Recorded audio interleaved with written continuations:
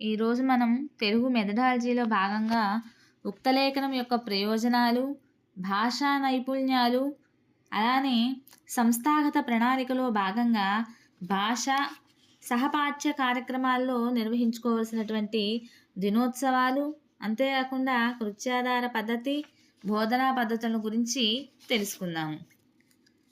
ఉక్తలేఖనం ప్రయోజనాలు: శ్రవణ శక్తిని పరీక్షించవచ్చు, జ్ఞాపక శక్తిని పెంచుతుంది. అలానే ఉక్తలేఖనం శ్రవణానికి, పఠనానికి, లేఖనానికి సమన్వయం అనేది ఏర్పడుతుంది. వేగంగా రాసేటువంటి శక్తి పెంపొందుతుంది. లేఖనా దోషాలను తేలికగా గుర్తించవచ్చు. రాతలోని అందాన్ని పరీక్షించవచ్చు. విరామ చిహ్నాలను ప్రయోగించే అవగాహన ఉక్తలేఖనంలో పెరుగుతుంది. వివరంగా ఉన్న విషయాన్ని గురించి అతి క్లుప్తంగా, సంగ్రహంగా రాయడమే సంక్షిప్త లేఖనం అని చెప్పబడుతుంది. సంక్షిప్త లేఖనాన్ని ఎలా రాయించాలి?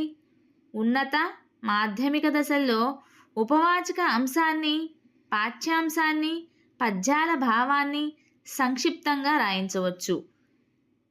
1/3 వంతు సంక్షిప్తంగా రాయాలి, భావాలు చెడకూడదు.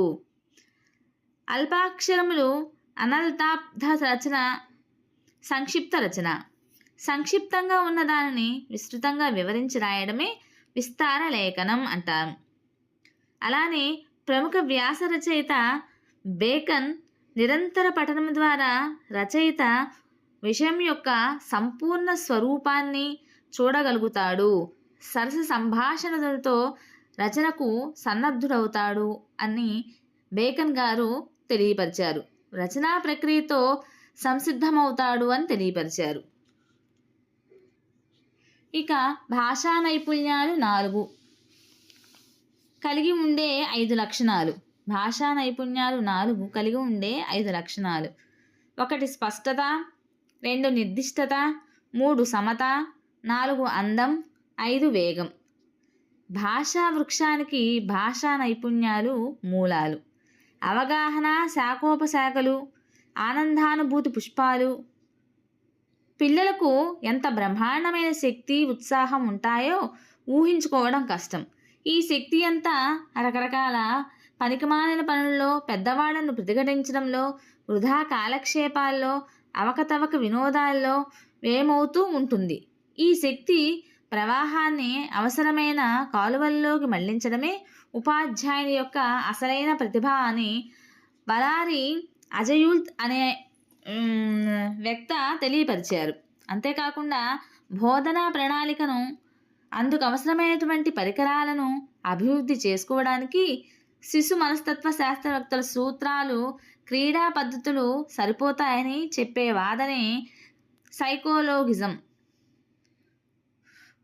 యునెస్కో విడుదల చేసిన ప్రపంచ భాష అట్లాస్ ప్రకారం ప్రపంచవ్యాప్తంగా అంతరించిపోయే దశల్లో ఉన్నటువంటి భాషలు 196. అంతరించిపోయే భాషలున్న దేశాల్లో ప్రథమ స్థానంలో ఉన్న దేశము భారతదేశము. మాతృభాషను అవపోషణ పట్టిన వారే పరభాషలను తేలికగా నేర్చుకోగలడని నిరూపించినటువంటి దేశాలు చైనా, జపాన్. తెలుగు భాషా దినోత్సవం ఆగస్టు 29 గిడుగు రామ్మూర్తి పంతులు యొక్క జన్మదినోత్సవం. గిడుగు రామ్మూర్తి వ్యవహారక తెలుగు భాషా ఉద్యమానికి శ్రీకారం చుట్టినవాడు. అంతర్జాతీయ మాతృభాషా దినోత్సవం ఫిబ్రవరి 21. అంతర్జాతీయ అక్షరాస్యత దినోత్సవం సెప్టెంబర్ 8. మన రాష్ట్రంలోని అన్ని పాఠశాలల్లో మదరసాలలు కలిసి ఎన్ని ఉన్నాయి అంటే 1,00,000కు పైగా మదరసాలలు కలిసి ఉన్నాయి.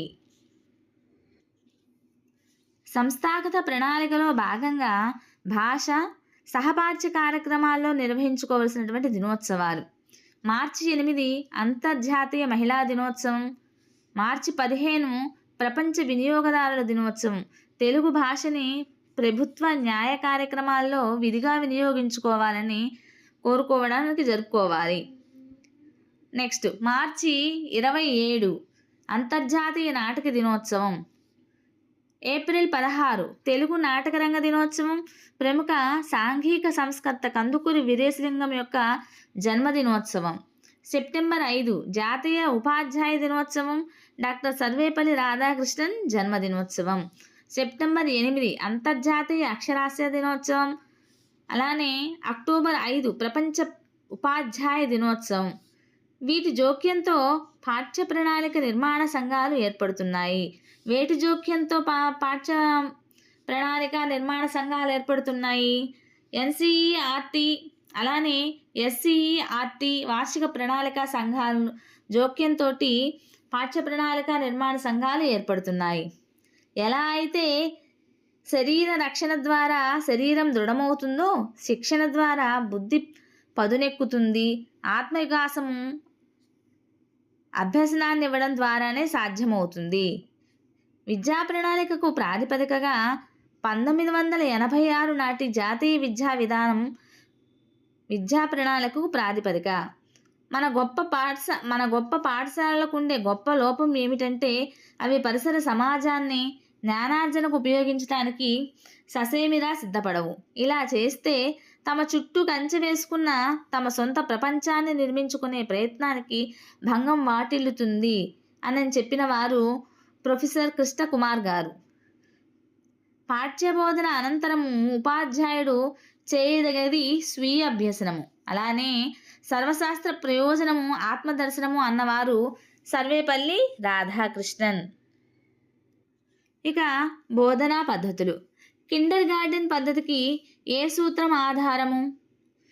1826లో ప్రతిపాదించిన కృత్యాలను స్వయంగా నిర్వచించడం అనే సూత్రము కిండర్ గార్డెన్ పద్ధతికి ఆధారము. నెక్స్ట్, కృత్యాలను స్వయంగా నిర్వహించడం అనే భావాలను ఈ పుస్తకంలో ప్రొబెల్ పొందుపరిచారు. ది ఎడ్యుకేషనల్ అండ్ ప్లాన్ పుస్తకంలో పొందుపరిచారు ప్రొబెల్. నెక్స్ట్, ఇవి విద్యార్థుల ఇంద్రియ శిక్షణకు తోడ్పడతాయని ప్రొబెల్ విశ్వసించాడు. అవే నేత్రేంద్రియం, సర్వేంద్రియం, కండరాల చలనం, కాళ్ళు చేతులు కదలికలు ఇవన్నీ కూడాను ఇంద్రియ శిక్షణకు తోడ్పడతాయని ప్రొబెల్ నిర్వచించారు.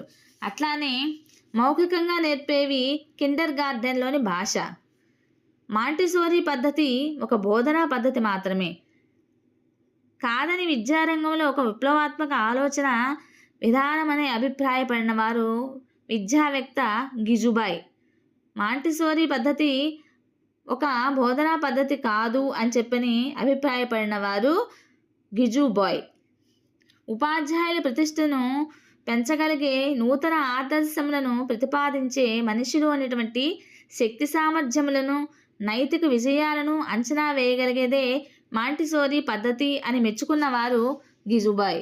మాంటిసోరీ విధానంలో దీనికి పెద్దపీటను వేశారు ఎవరు? శాస్త్రీయ దృక్పథానికి చెందినటువంటి వారు. మాంటిసోరీ విధానంలో దీనికి పెద్దపీట వేశారు, శాస్త్రీయ దృక్పథానికి పెద్దపీట వేశారు. మాంటిసోరీ పద్ధతిలో విద్యార్థులు శారీరక అభివృద్ధి మదింపు చేసే సాధనంగా ఉండేది ఫిడోమీటర్. మాంటిసోరీ విద్య జీవితాంత ప్రక్రియ. అందరి కొరకు పనిచేయాలనే నిబంధన అమలుపరచబడే పద్ధతే మాంటిసోరీ పద్ధతి. అందరి కొరకు పనిచేయాలనే నిబద్ధత కలిగినటువంటి అమర్చబడేటువంటి పద్ధతిని మాంటిసోరీ పద్ధతిగా చెప్పుకుంటాము. నెక్స్ట్, కృత్యాధార పద్ధతి. కార్యకలాపాల పద్ధతి, కృత్య పద్ధతి, పని ద్వారా అభ్యసనం ఇవన్నీ కూడాను కృత్యాధార పద్ధతికి గల పేర్లు. ఇక విద్యార్థుల శారీరక మానసిక శక్తులను మేల్కొల్పి వారిని స్వయం అధ్యయనశీలుగా మార్చడానికి తోడ్పడే పద్ధతిని కృత్యాధార పద్ధతి అని అంటాం. కృత్యాధార పద్ధతిలో విద్యార్థులు జ్ఞాన పరిధులు విస్తరింపజేసేవి ప్రత్యక్ష అనుభవాలు. ఈ పద్ధతి మొదట ఏ కమిటీ ప్రస్తావించింది అంటే ఈశ్వర్ భాయ్ కమిటీ ప్రస్తావించింది. దీనిని పాఠశాలలో ప్రవేశపెట్టి విద్యార్థులను భాగస్వామ్యాలను చేయాలని సిఫార్సు చేసింది. సామాజికీకోపయుక్త కార్యకలాపాల ఉత్పాదకత అంటే social useful productive work SUPW మొదట ప్రవేశపెట్టింది పాఠశాలలో దీన్ని. గుణాత్మక విద్యాభివృద్ధికి తోడ్పడే ప్రపంచ సంస్థ ఏది? Overseas development agencies, ODO, ODA, overseas development agencies, ODA, గుణాత్మకమైనటువంటి విద్యాభివృద్ధికి తోడ్పడేటువంటి సంస్థ. దీన్ని మన రాష్ట్రంలో అమలుపరచడానికి ఆర్థిక సహాయం చేసింది ఎవరు? ఓడిఏ. నెక్స్ట్, ప్రాథమిక స్థాయిలో కృత్యాధార బోధన సత్ఫలితాలను ఇస్తుందని, విద్యార్థులు సర్వాంగీకరణ వికాసానికి తోడ్పడుతుందని చెప్పింది జాతీయ విద్యా విధానం 1986. నెక్స్ట్, కృత్యాధార రకాలు. ఇక కృత్యాల రకాలు వచ్చేసి శోధన కృత్యం, నిర్మాణ కృత్యం, ప్రదర్శనా కృత్యం. శోధనా కృత్యం. శోధనా కృత్యాలు మరొక పేరు అన్వేషణ కృత్యాలు, ఇంకా నిశిత పరిశీలన శక్తి. ఉదాహరణకు శోధనా కృత్యాలు, అన్వేషణ కృత్యాలు అని చెప్పుకుంటాము. ఇవి విద్యార్థుల్లో ఇది నిశిత పరిశీలన శక్తిని పెంచగలిగేటువంటిది అన్వేషణ కృత్యము, శోధనా కృత్యము అని చెప్పుకోవచ్చు. ఇకపోతే వారి యొక్క శక్తి సామర్థ్యాలను, అభిరుచులను అనుగుణంగా ఆడించడం, పాడించడం, వస్తు సేకరణ, సంభాషణలు చెప్పించడం, ప్రయోగాలు చేయించడం ద్వారా ఈ యొక్క కృత్యం అనేది బాగా ఎక్కువగా అభివృద్ధి చెందుతుంది అని తెలియపరుస్తుంది.